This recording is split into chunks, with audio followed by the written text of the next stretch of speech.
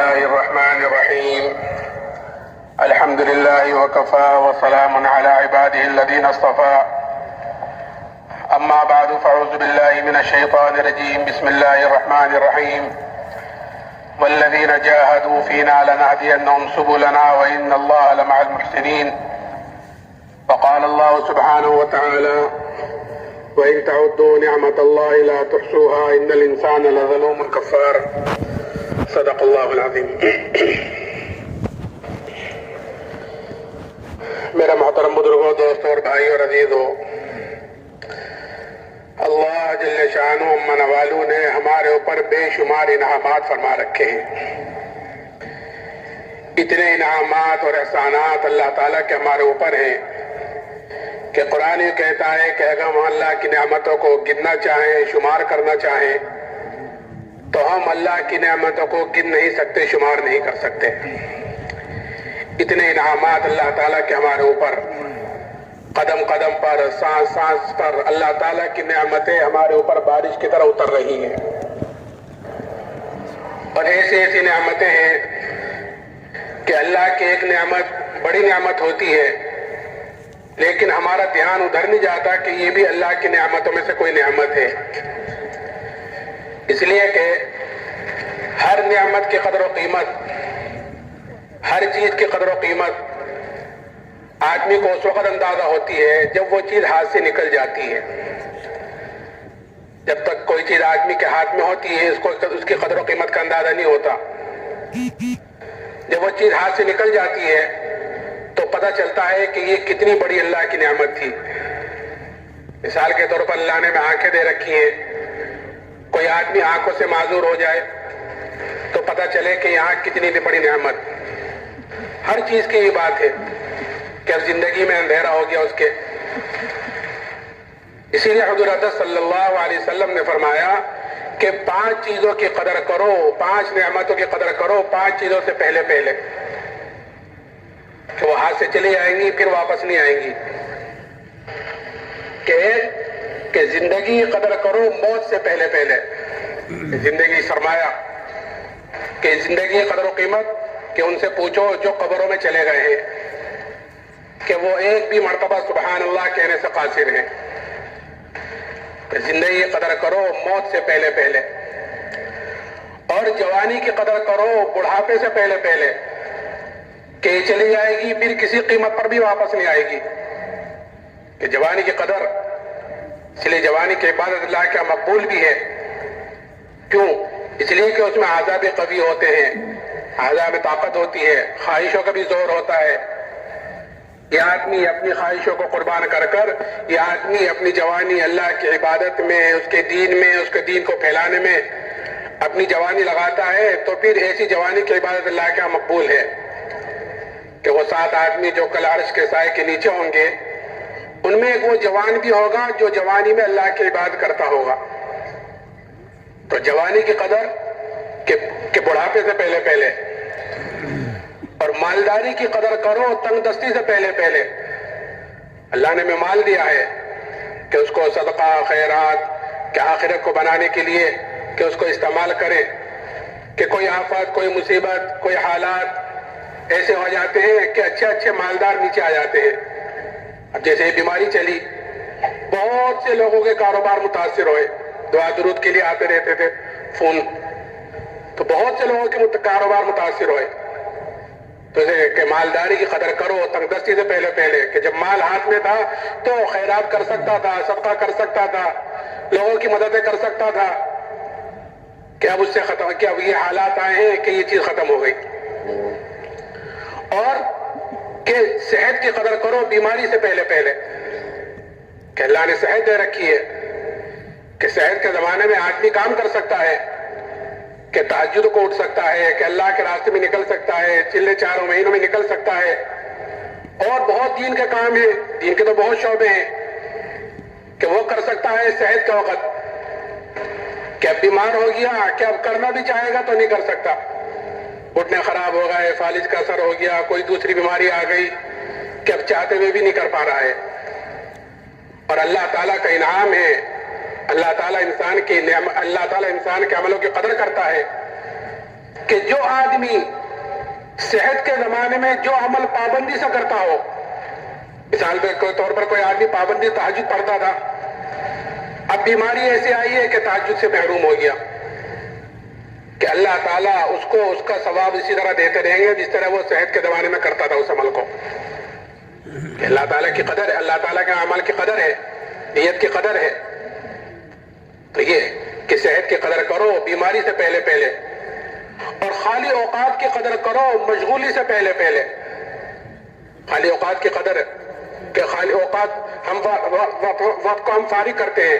جیسے مثال کے طور پر ایک حدیث پاک کا مفہوم ہے کہ جو آدمی 40 دن اخلاص کے ساتھ ایسی طرح نماز پڑھتا ہے کہ اس کی تکبیر اولیٰ فوت نہیں ہوتی، کہ جب امام نے اللہ اکبر کہا تو اسی وقت یہ بھی نماز میں شامل ہو گیا، کہ 40 دن اخلاص کے ساتھ ایسی طرح نماز پڑھے کہ اس کی تکبیر اولیٰ فوت نہ ہو، تو اس کو 2 پروانے اللہ کی طرف سے بڑے ملتے ہیں. ایک پروانہ جہنم سے چھٹکارے کا اور دوسرا نفاق سے بری ہونے کا. کہ 2 بڑے پروانے ملتے ہیں اس شخص کو جو پابندی کے ساتھ 40 دن تک اخلاص کے بعد تکبیر اولیٰ کے ساتھ نماز پڑھتا ہو. تو اس حدیث پر عمل کرنے کا اللہ کے راستے میں نکل کر بہترین وقت ہوتا ہے کہ وقت کو فارغ کیا ہے ہم نے چلے 4 مہینے کے لیے، 7 مہینے کے لیے، سال کے لیے، کہ وقت کو فارغ کیا ہے. نہ گھر ہے، نہ کاروبار ہے، نہ بیوی بچے ہیں، نہ دوست احباب ہیں، نہ کسی کی خوشی میں جانا، نہ کسی کی غمی میں جانا، کہ ہر وقت اللہ اللہ کرنا اور مسجد میں رہنا. اگر اس حدیث پر اللہ کے راستے میں نکل کر عمل نہ ہوا تو گھر آ کر اس حدیث پر عمل کرنا مشکل ہو جائے گا، کیونکہ وہ گھر کے اندر آدمی گھرا ہوا رہتا ہے. گھر کے کاروبار، گھر میں، گھر کے بچوں، بیوی بچوں میں، گھر کے کام کاج میں، کاروبار میں، کسی کی خوشی میں گیا، کسی کے غمی میں چلا گیا، کہ اس حدیث پر وہاں عمل کرنا مشکل ہے. جب اللہ کے راستے میں نہیں ہوا تو گھر کیسے ہوگا؟ تو یہ تو میں نے مثال کے طور پر کہ خالی اوقات کی قدر کرو مشغولی سے پہلے پہلے. تو میں کہہ رہا تھا کہ حضور اقدس صلی اللہ علیہ وسلم نے 5 چیزیں بتلائی ہیں کہ 5 چیزوں کی قدر 5 چیزوں سے پہلے پہلے. تو انعامات اللہ تعالیٰ کے بے شمار ہیں، لیکن دوستو بزرگوں، ان تمام نعمتوں میں جتنے انعامات اللہ تعالیٰ نے دیے، ان تمام نعمتوں میں جو سب سے بڑی نعمت اللہ نے مجھے اور آپ کو مرحمت فرمائی ہے وہ ایمان کی دولت ہے، کہ اس سے بڑی کوئی نعمت نہیں ہے. لیکن آج دوستو بزرگوں ہمارے اندر سے، مسلمانوں کے اندر سے اس ایمان کی قدر و قیمت ختم ہو گئی. اور ختم کیوں ہوئی ہے ایمان کی قدر و قیمت؟ کہ ختم اس لیے ہو گئی ہے کہ یہ ایمان ہمیں بغیر محنت کے، بغیر مجاہدے کے، بغیر قربانیوں کے اللہ نے یہ ایمان ہمیں مرحمت فرمایا ہے. کہ جو چیز آدمی کو بغیر محنت کے، بغیر مجاہدے کے، بغیر قربانی کے ملتی ہے، آدمی کے اندر اس کی قدر و قیمت کم ہوتی ہے. پر اس بات اس کے جو چیز آدمی محنت کر کر حاصل کرتا ہے، جس چیز پر آدمی کا جان، مال، وقت لگتا ہے، جس چیز کے لیے آدمی قربانی دیتا ہے، کہ اس کی قدر و قیمت آدمی کے اندر زیادہ ہوتی ہے. تو جو چیز، جیسے کوئی وراثت میں کوئی چیز مل جائے بیٹے کو، کہ باپ نے محنت کی ہے، باپ نے کمایا ہے، اب بیٹے کے پاس آ گئی ہے، تو بیٹے کے اندر وہ قدر و قیمت نہیں ہوگی جو باپ کے اندر اس کی قدر و قیمت ہوگی، کیونکہ بیٹے کو بغیر محنت کے ملا ہے. ایسے ہی یہ ایمان ہمیں بغیر محنت کے ملا ہے، بغیر مجاہدے کے، بغیر قربانی کے. کہ اللہ تعالیٰ کا فضل ہے، اس کا احسان ہے کہ یہ تو اتنی بڑی نعمت ہے، اگر ساری زندگی بھی سجدے میں سر رکھ کر اس نعمت کا شکر ادا کرنا چاہیں تو خدا کی قسم اس نعمت کا شکر ادا نہیں ہو سکتا. کہ اللہ تعالیٰ ہمیں کسی غیر کے ہاں پیدا کر دیتے، کسی کافر کے ہاں پیدا کر لیتے تو ہم کیا کر لیتے؟ اس لیے کہ دنیا کی کسی چیز پر بھی اللہ نے کامیابی اور ناکامی کا دار و مدار نہیں رکھا ہے کہ مال زیادہ ہوگا یا اکثریت زیادہ ہوگی، ہتھیار زیادہ ہوں گے یا حکومت ہوگی تو کامیاب ہو جائیں گے، اور یہ چیز نہ ہوئی تو ناکام ہو جائیں گے. کہ اس پر کسی چیز پر بھی اللہ نے کامیابی اور ناکامی کا دار و مدار نہیں رکھا ہے. کامیابی اور ناکامی کا دار و مدار اللہ نے ایمان پر رکھا ہے، ایمان اور اعمال صالحہ، ایمان اور اعمال صالحہ. کہ ایمان کے بغیر تو کوئی عمل قابل قبول ہے ہی نہیں، کوئی عمل قابل قبول نہیں. لیکن ایمان ہے اور اعمال صالحہ نہیں ہے تو پھر کل قیامت کے دن اس کی سزا بھگتنی پڑے گی. اللہ معاف کر دے تو وہ تو غفور الرحیم ہے، اس کو کون پوچھنے والا ہے؟ تو ایمان کے بغیر اگر آدمی دنیا سے چلا گیا اور دنیا کا سارا سونا چاندی اپنی جان کے فدیے میں دینا چاہے اور دے کر اپنی جان بچانا چاہے تو وہاں اس کی جان نہیں بچ سکتی. تو یہ اللہ نے ہمیں ایمان کی دولت مرحمت فرمائی ہے. اللہ تعالی ہمیں اس ایمان کی قدر کرنے کی توفیق نصیب فرمائے. اور اسی لیے حضور اقدس صلی اللہ علیہ وسلم نے اس ایمان کی قدر و قیمت بتلائی ہے اور صحابہ کے اندر یہ ایمان کی قدر و قیمت اتاری ہے. کہ کیا قدر بتلائی ہے؟ کہ یہ قدر بتلائی ہے کہ جب تک ایک بھی ایمان والا اللہ اللہ کہنے والا اس دنیا میں موجود رہے گا کہ اللہ تعالیٰ اس سات و زمین آسمان کے نظام کو ایسے ہی چلائے گا جیسے آج چلا رہا ہے، اس ایمان والے کی وجہ سے. کہ یہ ایک ایمان والے کی قدر اللہ کے ہاں ہے. اور قیمت کیا بتلائی کہ اگر رائے کے دانے کے برابر بھی ایمان کو بچا کر لے گئے تو اللہ تعالیٰ اس دنیا سے 10 گنی بڑی جنت مرحمت فرمائے گا. اب جس کا ایمان جتنا اونچا ہوگا، جس کا ایمان جتنا اعلیٰ ہوگا کہ کل قیامت کے دن اس کی اتنی بڑی جنت ہوگی. تو یہ محنت جو اللہ نے ہمیں دعوت تبلیغ والا کام دیا ہے، یہ اپنے ایمان کو بنانے کے لیے ہے، اپنے یقین کو بنانے کے لیے ہے کہ جتنی ہم اللہ کی طرف دعوت دیں گے، جتنی اللہ کی بڑائی کو بولیں گے سنیں گے کہ ہمارے اندر کا یقین بدلے گا.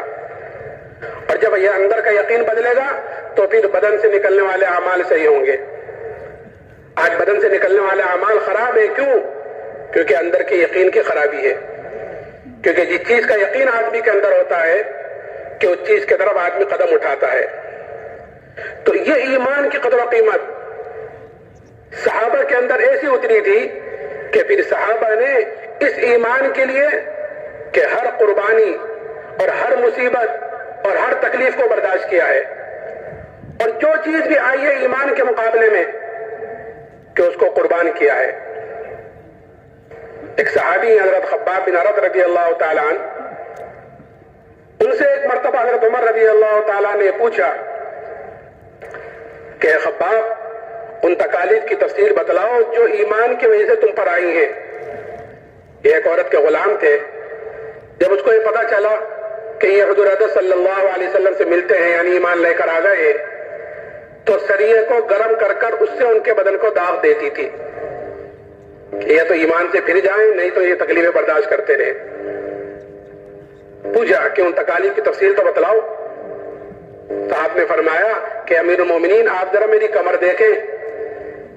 جب کمر دیکھی تو حضرت عمر نے فرمایا اے خباب ایسی کمر تو کسی کی نہیں دیکھی جیسی تمہاری ہے. حضرت خباب نے فرمایا ہاں امیر المومنین، مجھے تو آگ کے انگاروں پر لٹا کر گھسیٹا جاتا تھا اور میری چربی سے میرے خون سے آگ بجھتی تھی. یہ تکالیف ایمان کے خاطر اٹھائی ہیں، ایمان کے خاطر برداشت کی ہیں. اور ان سب کے باوجود، ان تکالیف کے باوجود، جب اللہ کی طرف سے فتوحات کا دروازہ کھلا تو صحابہ کرام رضی اللہ عنہم اجمعین اس پر رویا کرتے تھے کہ ہماری تکلیفوں کا، ہماری مشقتوں کا، ہماری قربانیوں کا کہیں بدلہ ہمیں دنیا میں تو نہیں مل رہا ہے. اس لیے کہ مومن کی علامت بدلائی گئی ہے کہ مومن جو عمل کرتا ہے کہ وہ آخرت کے لیے کرتا ہے، اپنے اللہ کو راضی کرنے کے لیے کرتا ہے، کسی کو خوش کرنے کے لیے، کسی کو راضی کرنے کے لیے نہیں ہے، بلکہ جو بھی عمل کرتا ہے وہ اپنے اللہ کو راضی کرنے کے لیے کرتا ہے. اور مومن جو عمل کرتا ہے اس کا بدلہ وہ دنیا میں نہیں چاہتا، اس لیے کہ اس کو پتا ہے یہاں جو ملے گا وہ تھوڑا بھی ملے گا اور وقتی بھی ملے گا. کہ آخرت کے اعتبار سے تھوڑا اور وقتی کے موت تک. اور آخرت میں جو ملے گا کہ وہ ہمیشہ کے لیے ملے گا اور دنیا سے بہت زیادہ ملے گا. اس لیے صحابہ کرام رضی اللہ عنہ اجمعین اس پر رویا کرتے تھے کہ کہیں یہ فتوحات جو ہو رہی ہیں کہیں ہمارا بدلہ، ہماری مصیبتوں کا، تکلیفوں کا اور قربانیوں کا بدلہ کہیں ہمیں دنیا میں تو نہیں مل رہا ہے. تو کیسی کیسی تکالیف برداشت کی ہیں. ہم تعلیم کے حلقوں میں بیٹھ کر ان چیزوں کو سنتے رہتے ہیں صحابہ کے واقعات. لیکن دوستو بزرگوں، تعلیم کے حلقوں سے ان چیزوں کا سننا سنانا خالی سننا سنانے کے لیے نہیں ہے، بلکہ یہ اس لیے ہے تاکہ ہم اس سے اثر لینے والے بنے اور اثر لے کر اس کے مطابق اپنی زندگی کو ڈھالنے والے بنے. اصل سننا سنانے کا مقصد یہ ہے کہ ہم اس نیت سے سنیں کہ جو سن رہے ہیں اس کو اپنی زندگیوں میں لانا ہے، تو وہ چیز اندر اترتی ہے. اور اگر اس نیت سے نہیں سنیں گے تو بھی تعلیم کا وقت پورا ہو جائے گا، 2 گھنٹے 2.5 گھنٹے کہ بھی کوئی حاصل نہیں ہوگا، جیسے بیٹھے تھے ویسے اٹھ جائے گی. اس سے بڑے پڑے ہیں صحابہ کے کہ صحابہ نے کیسی کیسی قربانی دی ہے. ایک صحابی حضرت عبداللہ ابن حذافہ رضی اللہ تعالیٰ عنہ، ان کو روم کی فوج نے قید کیا اور قید کر کر ان کو بادشاہ کے سامنے لائے. تو بادشاہ نے ان کے اوپر نصرانیت کو پیش کیا کہ تم نصرانی ہو جاؤ تو میں آدھی بادشاہ تم کو دے دوں گا. آدمی کو جو سیدھے راستے سے صحیح راستے سے ہٹایا جاتا ہے وہ 2 راستوں سے ہٹایا جاتا ہے. کوئی کام کرانا ہو غلط تب بھی، اور صحیح راستے سے ہٹانا ہو تب بھی، کہ 2 چیزوں سے. ایک تو لالچ دے کر ہٹایا جاتا ہے اور لالچ دے کر کام کرایا جاتا ہے کہ ہمارا کام کر دو، اتنے پیسے لے لو، یا اس راستے سے ہٹ جاؤ، اتنے پیسے لے لو. اور دوسرے دھمکی دے کر ہٹایا جاتا ہے. تو صحابہ کرام رضی اللہ عنہ اجمعین کے ساتھ دونوں چیز آئی کہ وہ اس بادشاہ نے کہا کہ تم ایمان سے ہٹ جاؤ تو میں آدھی بادشاہ، لالچ دی کہ آدھی بادشاہ تم کو دینے کو تیار ہوں. تو انہوں نے سوچا ہوگا صحابی نے کہ یہ بادشاہ مجھے کامل ایمان چھوڑنے پر آدھی بادشاہ دینے کو تیار ہے، اور مجھ سے میرے نبی نے کیا فرمایا کہ اگر رائے کے دانے کے برابر بھی ایمان کو بچا کر اس دنیا سے لے گئے تو اللہ تعالیٰ اس دنیا سے 10 گنی بڑی جنت مرحمت فرمائے گا. کہ کہیں دور دور تک بھی مقابلہ نہیں، کہا کامل ایمان چھوڑنے پر، پورا ایمان چھوڑنے پر آدھی بادشاہت، اور کہا رائے کے دانے کے برابر ایمان کو بچا کر لے جانے پر 10 گنی بڑی جنت. تو اسی وقت جواب دیا کہ آدھی بادشاہت نہیں، اگر تو پوری بادشاہت دے، اور پوری بھی نہیں، عرب کی جتنی بادشاہت ہیں سب کی سب دے، تب بھی میں پلک جھپکنے کے برابر ایمان کو چھوڑنے کو تیار نہیں. یہ لالچ کا ہی جواب دیا. پھر ایسا نہیں کہ چھوڑ دیا کہ اچھا نہیں مانتے تو جاؤ اپنے گھر چلے جاؤ، نہیں، پھر صحیح راستے سے، جیسے میں نے کہا 2 راستوں سے، کہ پھر دوسرا راستہ اختیار کیا، دھمکی دی.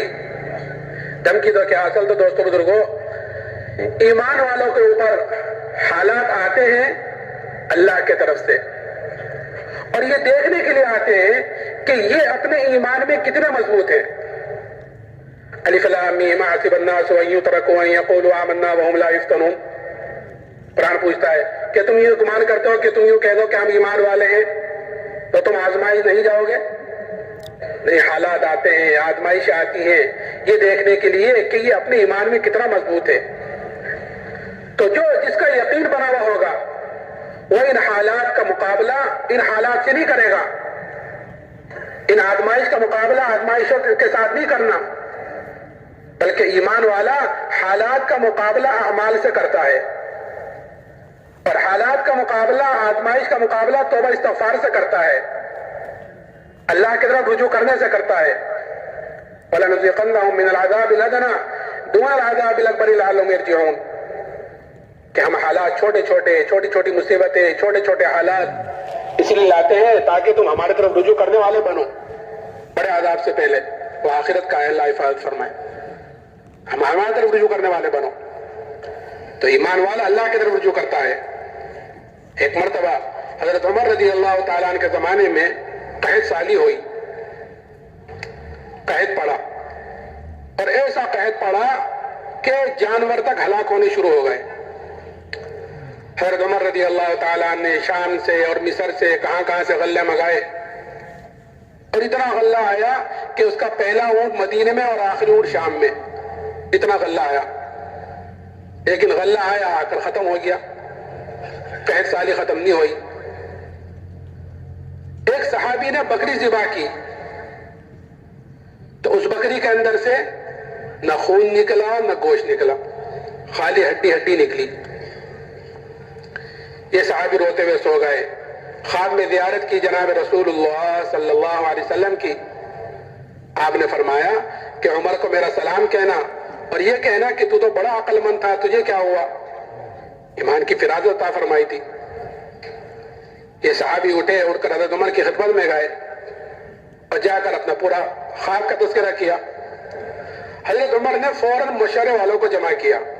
یہ بھی ملتا ہے کہ ہمارا دین کا کام ہو چاہے دنیا کا کام ہو, جو آدمی مشورے سے چلتا ہے وہ نامراد نہیں رہتا.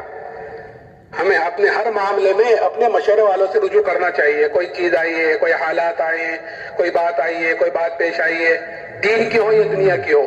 یعنی اپنے گھر دنیا کے بھی حالات آتے ہیں یا دین کے اعتبار سے آئے ہیں, کام کے اعتبار سے آئے ہیں, تو اپنے مشورے والوں سے رجوع کرو. مشورہ کرو معاملے میں, کہ جو مشورے سے کام لیتا ہے وہ نامراد نہیں رہتا. تو مشورے والوں کو جمع کیا اور یہ خواب رکھا بیچ میں کہ ایک ساتھی نے ایسے خواب میں دیکھا ہے. تو مشورے میں بات آئی کہ امیر المومنین, جہاں سے قحط سالی آئی ہے, یعنی جہاں سے بارش رکی ہوئی ہے, ہم اسی کی طرف رجوع کیوں نہیں کرتے.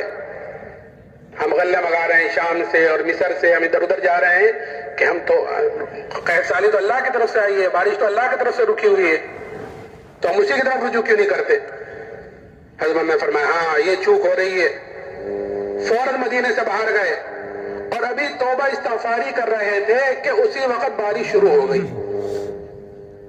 جب تک حالات کا مقابلہ حالات سے کرتے رہے تو وہ حالات بجائے کم ہونے کے اور زیادہ بڑھتے رہے, اور جب حالات کا مقابلہ کہ توبہ استغفار سے کیا, اللہ کی طرف رجوع کرنے سے کیا, تو اللہ تعالیٰ نے فوراً حالات پلٹ دیے. آج بھی دوستو بزرگوں, جو چاروں طرف حالات ہیں خاص طور سے مسلمانوں پر, کہ اس کا واحد علاج یہ ہے کہ ہر مسلمان اللہ کی طرف رجوع کرنے والا, اللہ سے توبہ استغفار کرنے والا بنے. کہ توبہ کا دروازہ کہ موت تک کھلا ہوا ہے, وہ کبھی بند نہیں ہوگا سوائے جب تک موت نہ آئے. اور اللہ تعالیٰ توبہ قبول کرنے کے لیے ہر وقت تیار ہے, ہر ایک کی تیار ہے. شیطان بہکاتا ہے کہ تو بڑا پاپی ہے, تو نے تو یہ کیا ہے, یہ کیا ہے. وہ یا تو بہکاتا ہے یا پھر اس توبہ کو ٹلاتا ہے. تو توبہ کو ٹلانا نہیں ہے اور بہکانے میں نہیں آنا. ہر آدمی اللہ کی طرف توبہ استغفار کرنے والا بنے اور اللہ سے اچھی امید رکھے کہ اللہ سے جیسی امید رکھو گے اللہ ویسا معاملہ کرے گا. بندے گمان کے ساتھ ہے کہ اللہ سے اچھی امید رکھے, توبہ استغفار کرے, اچھی امید رکھے. میں عرض کر رہا تھا کہ حالات آتے ہیں اللہ کی طرف سے یہ دیکھنے کے لیے کہ یہ اپنے ایمان میں کتنا مضبوط ہے. تو وہ صحابی کہ یہ لالچ دی, تو لالچ کو تو یہ جواب دیا. پھر دھمکی دی, بادشاہ نے دیگ منگائی, اس دیگ کے اندر پانی کھولایا. جب پانی خوب کھول گیا تو بادشاہ نے ان کے سامنے عبداللہ ابن حذافہ کے سامنے اس کے قیدیوں کو بلا کر اس میں ڈلوایا اور یہ کہا کہ یہ تو ایمان سے پھر جاؤ, نہیں تو تمہیں بھی اس میں ڈالا جائے گا. اور صحابی کہنے لگے تجھ سے جو ہو سکے وہ تو کر لے. بادشاہ نے حکم دیا کہ ان کو اس میں ڈال دو. جب لے جانے لگے تو وہ صحابی رونے لگے. تو اس کی اطلاع ہوئی کیونکہ بادشاہ نے کہہ رکھا تھا کوئی نئی بات دیکھو تو مجھے اطلاع کرنا. بادشاہ کو اطلاع کی گئی کہ وہ صحابی تو رو رہے ہیں. پھر بلایا اور پھر ان پر نصرانیت کو پیش کیا. وہ فرمانے لگے کہ میں نے ایک مرتبہ تجھ سے کہہ دیا تھا کہ تجھ سے جو ہو سکے وہ تو کر لے. کیسے پھر رو کیوں رہے تھے؟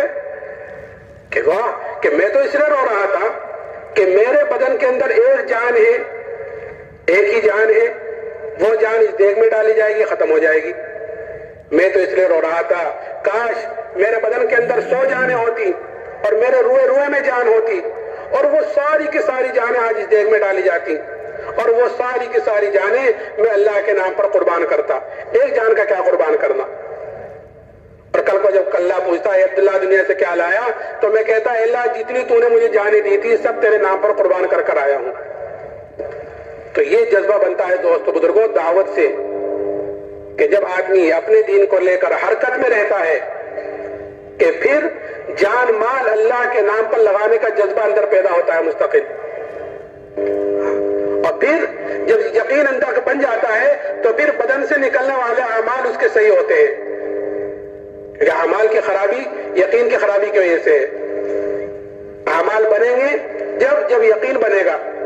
ہماری اصل اس محنت کا مقصد اپنے اندر کے یقین کو بدلنا ہے، اپنے اندر کے یقین کو بنانا ہے۔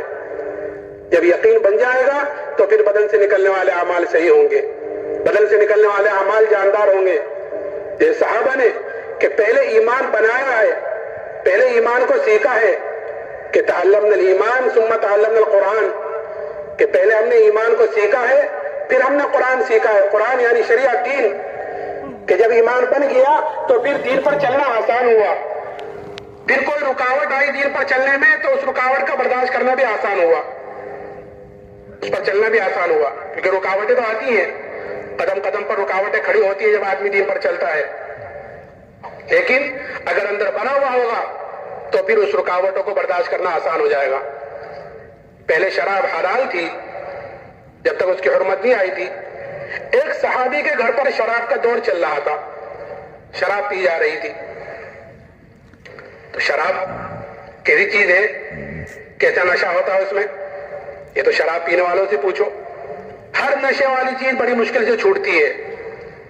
تو شراب کا دور چل رہا تھا، ایک صحابی نے آ کر کہا کہ شراب حرام کر دی گئی ہے۔ اب ایک طرف خواہش ہے، جی چاہ رہا ہے، اور دوسری طرف ایک کان میں آواز پڑی ہے کہ شراب حرام کر دی گئی ہے۔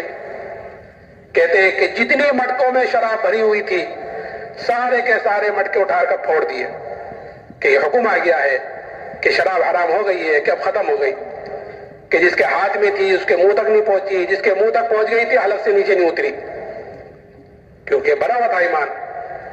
تو ایسے ہی دوستو بزرگوں، ہم جب تک ہمارا ایمان نہیں بنا ہوگا کہ بدن سے نکلنے والے اعمال صحیح نہیں ہوں گے۔ صحابہ کرام رضی اللہ عنہ اجمعین نے ایمان بنایا، ایمان بنانے کے بعد پھر اعمال بنائے، اور خالی ایمان کے لیے قربانی نہیں دی، صحابہ کرام رضی اللہ عنہ اجمعین نے اپنے عملوں کے لیے بھی قربانی دی ہے کہ عمل خراب ہوا ہے تو جس چیز کی وجہ سے عمل خراب ہوا ہے اس چیز کو اپنے پاس نہیں رہنے دیا، کہ جیسے ایمان پر چوٹ پڑی ہے، کہ جس چیز کی وجہ سے ایمان پر چوٹ پڑی ہے اور جس چیز کی وجہ سے دین کے تقاضے پہ چوٹ پڑی ہے کہ اس کو اپنے پاس نہیں رہنے دیا، ایسے عمل خراب ہوا ہے کہ جس چیز کی وجہ سے عمل خراب ہوا ہے کہ یہ اپنے پاس نہیں رہے گی، کہ اس چیز کی وجہ سے میرا عمل خراب ہوا ہے۔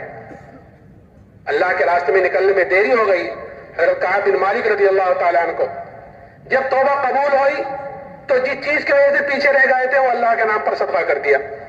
کیا رسول اللہ، یہ اللہ کے نام پر صدقہ، اس کی وجہ سے میں پیچھے رہا، یہ میرے پاس تھی تو میں سوچتا رہا آج چلے جاؤں گا، کل چلے جاؤں گا، کل چلے جاؤں گا، پرسوں چلے جاؤں گا، میں یہ سوچتا رہا یہاں تک کہ آپ واپس آ گئے کہ اس چیز کی وجہ سے میں پیچھے رہا ہوں، یہ میرے پاس اب نہیں رہے گی۔ ایک صحابی حضرت ابو طلحہ رضی اللہ تعالیٰ عنہ اپنے باغ میں نماز پڑھ رہے تھے، گنجان باغ بھرا ہوا، اس میں نماز پڑھ رہے تھے۔ نماز پڑھتے پڑھتے اچانک ایک پرندے پر نگاہ پڑی جو ادھر ادھر گھوم رہا تھا، ادھر ادھر جا رہا تھا، اور گنجان باغ۔ تو جب اس پرندے پر نگاہ پڑی تو اس پرندے کے ساتھ نگاہ گھومنے لگی، ادھر کو پرندہ جاوے ادھر کو نگاہ بھی چلی جاوے۔ تھوڑی دیر میں خیال آیا کہ میں تو نماز پڑھ رہا تھا۔ جب یہ خیال آیا کہ نماز پڑھ رہا تھا تو یہ بھول گئے کہ کتنی رکعتیں ہوئی، 2 ہوئی کہ 3 ہوئی، بھول گئے۔ سلام پھیرا، سلام پھیر کر فوراً جناب رسول اللہ صلی اللہ علیہ وسلم خدمت میں حاضر ہوئے اور جا کر عرض کیا، رسول اللہ یہ پورا کا پورا باغ اللہ کے نام پر صدقہ ہے۔ کیوں؟ کیونکہ یہ باغ ذریعہ بنا ہے میری نماز کی خرابی کا۔ نہ یہ باغ ہوتا، نہ میں اس میں نماز پڑھتا، نہ میں اس میں پرندہ آتا، نہ میرا دھیان ادھر جاتا، اور نہ میری نماز جیسے عام عبادت خراب ہوتی۔ یہ ذریعہ بنا ہے کہ اس کو اللہ کے نام پر صدقہ کر دیا کہ نماز خراب ہوئی، نماز جیسے عام عبادت۔ اور آج ہمارا کیا حال ہے کہ مسلمان سب سے زیادہ غفلت میں پڑا ہوا ہے نماز کی طرف سے، حالانکہ حدیث میں آتا ہے کہ اسلام میں اس کا کوئی حصہ نہیں ہے جو مسلمان نماز نہ پڑھے۔ حضرت عمر رضی اللہ تعالی عنہ، آپ کے خنجر لگا اور آپ زخمی ہو کر گرے اور آپ کے اوپر بے ہوشی طاری رہی، ساری کوشش کی جا چکی آپ کو ہوش میں لانے کی، آپ ہوش میں نہیں آئے، اور زخم ایسا کہ آپ کو دودھ پلایا گیا تو وہ دودھ بھی زخم کے ذریعے سے دار راستے سے باہر نکل گیا۔ ایسا گہرا زخم.